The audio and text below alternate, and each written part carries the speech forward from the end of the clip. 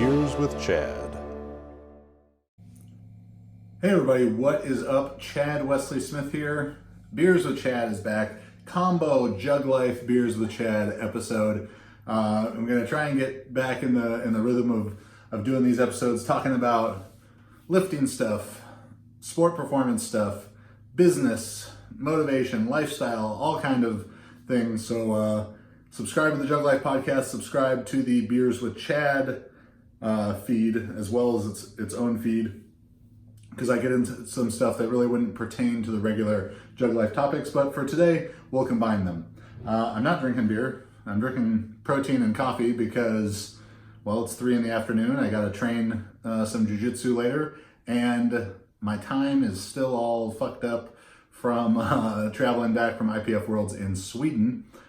Today's episode is brought to you by Roan. If you want to be really sharp-looking, professional, athletic man like myself, you can visit roan.com/juglife. Use the code juglife for 20% off your first order there, and you get something nice like the Sequoia quarter zip, which you see me wearing here.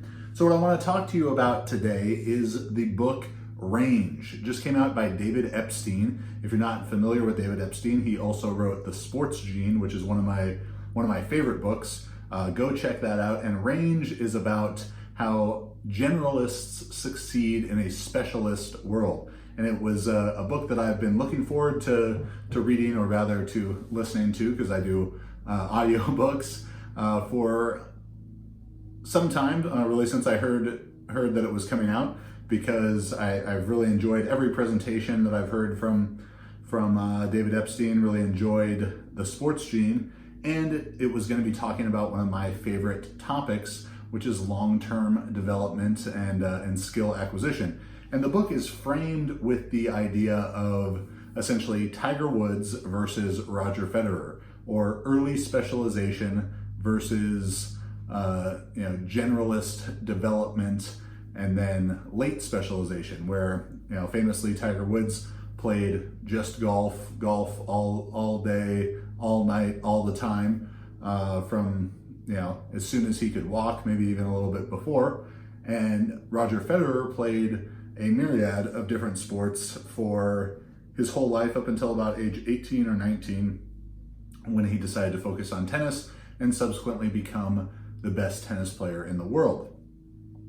So that goes into the concept of range, which is developing a broad and varied base of experience in whatever field you're interested in succeeding in. And the book actually does not talk about athletic long-term development very much. It's touched on, but the lessons from it, as it talks about how musicians develop and how kids learn math and problem solving and what makes effective decision-making processes for teams, is a lot of what the book Range talks about, but on theme with the concept of being a generalist and taking information from a broad variety of sources. If you just want to learn about long-term athletic development, it's got a lot of valuable concepts that you can glean from these other disciplines for that. So it's about creating these variable background, a breadth of experience to be able to utilize aspects of all those different experiences as you eventually specialize in whatever it is, whether that's playing the violin, it's Olympic weightlifting, it's mathematics and physics. He touches on a lot of really interesting stuff. So, and sort of the conclusion of things is that the best practice is going to be doing as many things, tangentially related to your goal, your goal endeavor as possible. And he talks a lot about how musicians, the greatest classical musicians, they're often playing 3 to 5 instruments before ultimately deciding upon their instrument of choice that they end up becoming famous for. Or, most successful athletes are not in the Tiger Woods model, rather something like the Roger Federer model, maybe multi-sport high school athletes and varied experience as they grow up, because having that varied experience and general skill set makes people effective problem solvers, whether they are solving physical problems of defeating an opponent in whatever sport, or they're solving mental problems, making decisions in their business, improvising on an instrument, learning complex passages of music. So how can we take this concept of range and variability and apply it to sport performance? So one of the examples that he gives in the book is when Shaquille O'Neal was famously struggling for his entire career with free throw shooting. An expert in skill acquisition suggested to him that rather than practicing just shooting free throws, so specificity, the highest level of specificity, for those of you familiar with those terms from scientific principles of strength training, rather than just practicing shooting 15-foot free throws over and over again, to now take a step in from the free throw line and a step farther back from the free throw line, to maybe practice shooting with different size basketballs, possibly at different size goals, but adding variability to sort of break up the monotony of the motor pattern that he was failing to succeed in, where moving closer or further was gonna help him understand how to better modulate through power and trajectory, how to become an effective shooter. And ironically enough, this morning I was training with a friend, Corey Schlesinger, who served for the last several years as the strength and conditioning coach for Stanford men's basketball. And he was talking about one of his friends who wants to open a shooting gym based on this exact concept. Basically, it would be a gym full of baskets of different heights, different sizes, with different size basketballs to shoot through them, to develop this variability concept. And I had said to him that I've always wondered if someone like Steph Curry would be a remarkable beer pong player. And Corey kind of laughed, and we both sort of agreed, like, yeah, he probably is, because he understands very, very well how to, how much power and what kind of arc anything needs to be shot at. It's a good chance to be such a remarkable shooter of the basketball that he can probably, throw anything through anything, that he's very talented at that. And the concept is very likely true in the other direction. Not that the NBA is going to be going to frat houses to recruit, the school's best beer pong player to now be a three-point specialist, but getting good at throwing, a ping pong ball into a cup, or a rolled up, a crunched up piece of paper into a trash can, or a tennis ball into a small hoop, and all the way on up to a basketball through a regulation size goal, a 10-foot hoop, so on and so forth, is going to develop a range of abilities where the person is just going to improve in their ability to estimate, accurately estimate in split seconds how hard something needs to be shot, at what angle it needs to be shot to go through the basket. And that is so much of what these different sport skills are really about. Things that are thought to be intangible, or at least less measurable than how fast you can run, how high you can jump, how much weight you can lift. That's very easy to measure. But you see athletes like Russell Wilson or Patrick Mahomes, or even Tom Brady, not thought to be like a great athlete, but he still is the greatest quarterback ever, even though his easily measurable athletic skills aren't that great.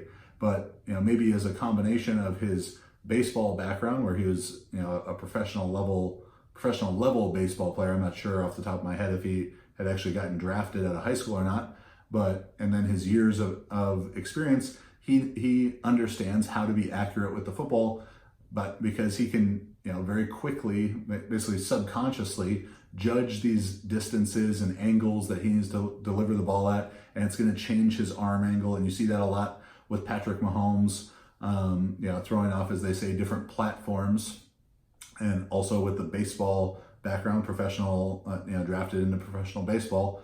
Kyler Murray as well. You see the theme that I'm going with. Those guys have more varied experience. Russell Wilson as well was also a professional level baseball player, drafted into the major league. He has a great story that he tells about as a child, something he thinks really contributed to his elusive qualities that you see now in the NFL. Even though he's very fast, he's not the fastest, and he didn't run, the quickest 20-yard shuttle, but he plays extremely fast and plays extremely quick and elusive, and that seemingly intangible quality of elusiveness can be tied back to this idea of variability and being able to quickly solve physical problems. In his case, the problem of 300-pound men trying to concuss him. And he said when he was a kid, he and his friends would go to the mall where they grew up, and there was a big courtyard in the middle of it that was full of people and had people walking through at all different angles, and they would race each other from one side of the courtyard to the other, weaving, juking, ducking, diving, dodging their way through this courtyard, trying to not run into people as they sprint to the opposite side. And in that, he got a lot of reps at, how to change direction, how to perceive the distance between people, the distance people are away from him. And, it's not like as someone's running down the football field that he's, like the Terminator, like Arnold Schwarzenegger in the start of Terminator 2, where he's assessing, all right, this is 3 feet away, and this is a 18-inch, gap between these two defenders, but he can just perceive it and know better than someone who doesn't have that kind of background. Can I make it through that space? Can I close that distance fast enough and make it through that space? And his variable, background of training has helped prepare him from that. So, the example of Shaq taking a step forward or taking a step back, that's still a very narrow degree of variability. But keep in mind that an NBA player, especially someone as accomplished as Shaq, even though he's a very bad free throw shooter, is so far along in their career that a high degree of variability at that point isn't going to be appropriate. This goes back to like my idea of the pyramid of strength. And as an athlete becomes more qualified, they move higher on the pyramid. Their exercise choices are narrowing to the tip of the pyramid, like the most specificity possible.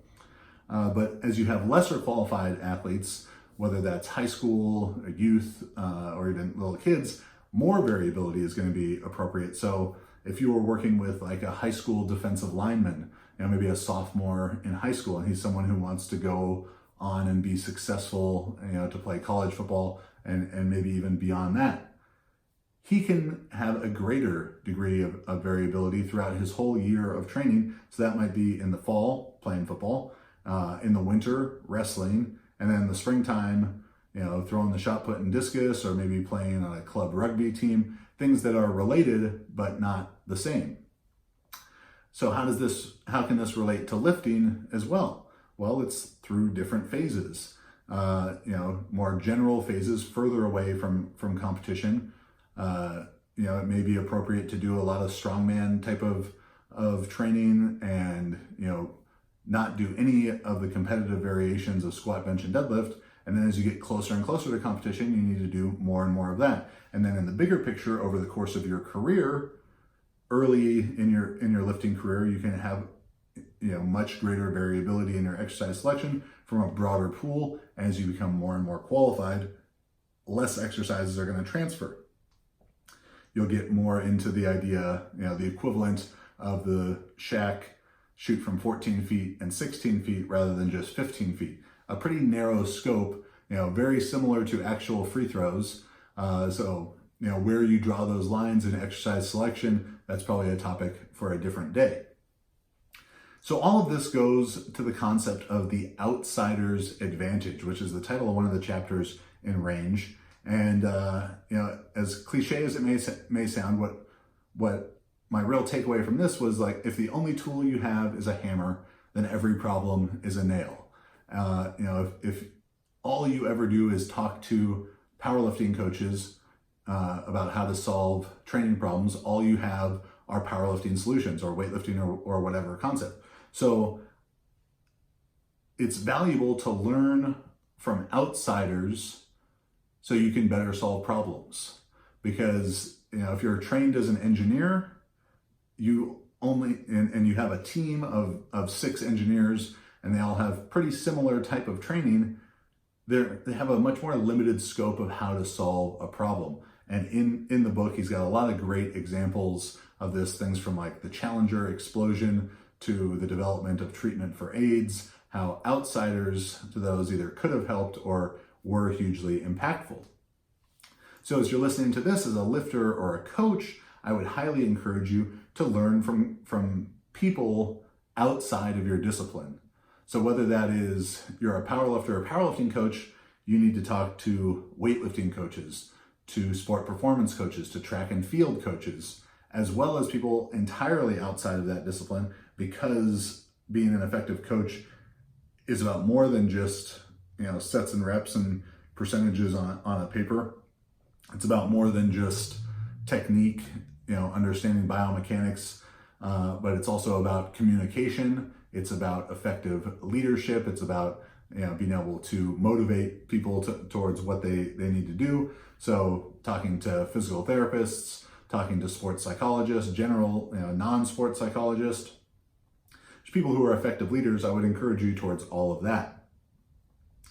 He also, in The Outsider Advantage, talks about not getting married to a specific tool. And then it gives some kind of heartbreaking examples of firemen getting caught in these quick changes of direction in a fire where it leaps a canyon and they're trying to run away from it, and they wouldn't drop their tool because their fireman tools, because those are so ingrained into their personality that they felt without those tools they were no longer firemen. And it was interesting to hear some of the interviews of surviving guys from that.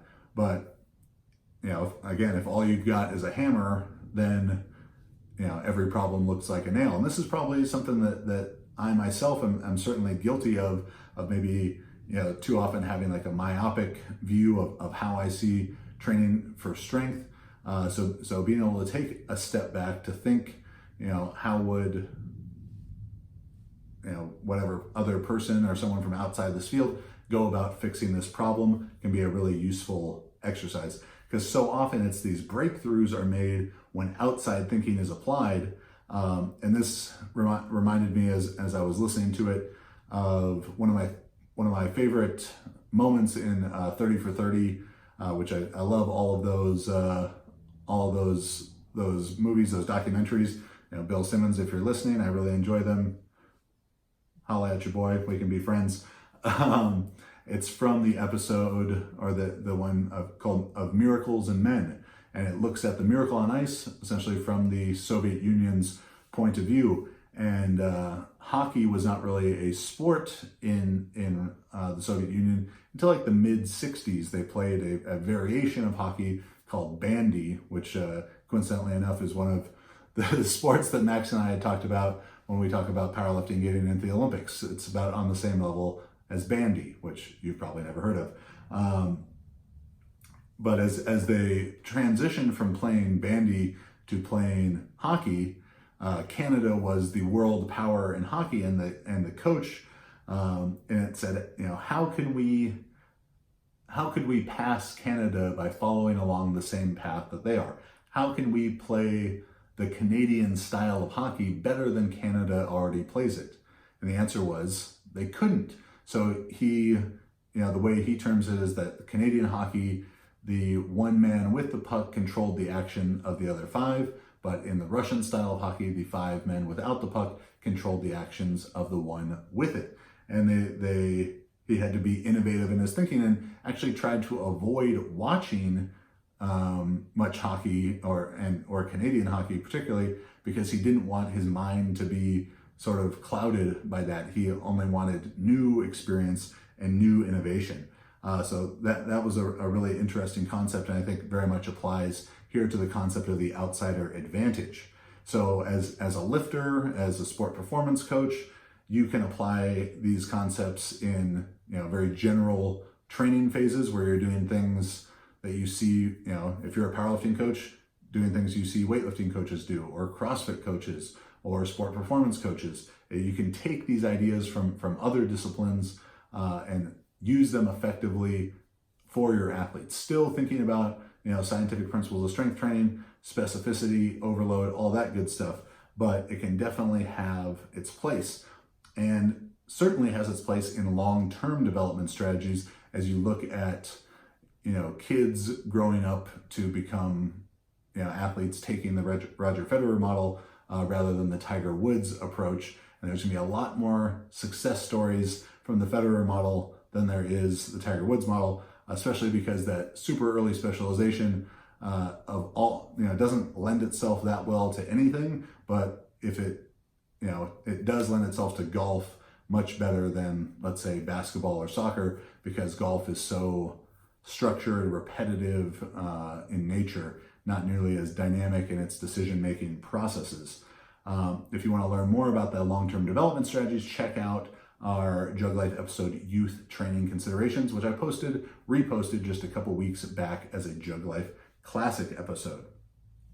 So the book is Range by David Epstein. Really, really enjoyed it. Sports Gene as well. Go check that one out. Hopefully this will give you some food for thought, whether you read the book or you don't. Some concepts that you can take with you. Check out Roan. Use Jug Life at checkout. Be looking sharp like your boy CWS. Subscribe to the Jug Life. Subscribe to Beers with Chad. Look for the Juggernaut AI app coming to the iOS, the App Store for iOS and Android in the next week. Juggernaut AI powerlifting, averaging over about 16.3 weeks of training. People using it are averaging a 79-pound increase in their total. I'll be posting up different infographics breaking out to see the difference between the males and females of different age groups, of different experience levels, how they're all having great success using it, because it's not a program for beginners or intermediate or advanced, for men or women, for lightweights or heavyweights. It is programming concepts applied for you, for everyone. So make sure to check that out. Subscribe to the Juggernaut Training Systems YouTube channel. Almost 250,000 subscribers. Going to have a little special treat when we hit that number. I'm Chad Wesley Smith, at Chad Wesley Smith, at Juggernaut Training, at Beers with Chad. It's back in action. Find me on Instagram and all those places. Thanks for watching. Thanks for listening. I'll see you next time.